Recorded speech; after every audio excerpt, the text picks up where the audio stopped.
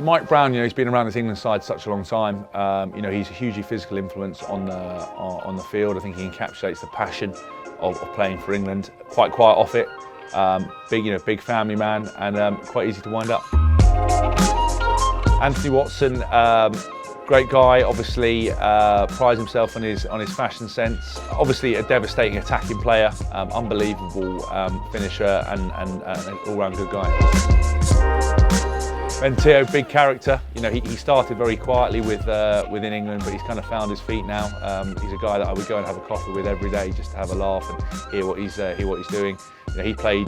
I think he really came to the fore at the Lions tour, and I'm expecting big things from him in this Six Nations. Again, Owen, he's a defensive leader amongst the team. A guy that speaks with a lot of passion. He's articulate and gets his points across, and he's sort of my. People like to think he's my best mate, but I'm not sure he likes it that much. Yeah, Johnny May, unique. There's no other player out there like him. He's an incredible individual, very fast, unbelievably has probably the lowest body fat I would have thought in the squad. He's a bit quirky, and he's concerned that North Korea are after him. Fordy again, he's a leader in the team, someone that directs the attack. Quiet guy off the field, but very vocal on the field, knows exactly what he wants and how he wants it. Ben Youngs, again, a leader in the team, a guy that has personality, loves to laugh at my jokes and laugh at me, which is always a good thing, and is a great player.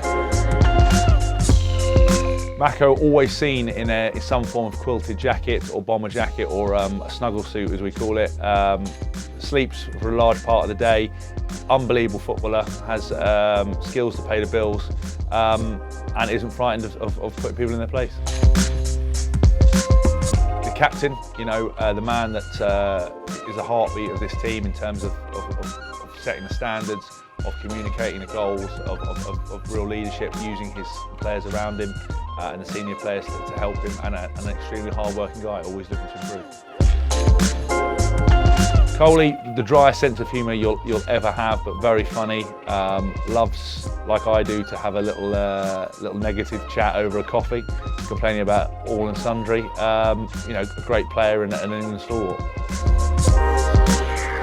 Yeah, launches, again, obviously captain of Wasps, hard worker in terms of the play. He has an incredible skill set for such a big man.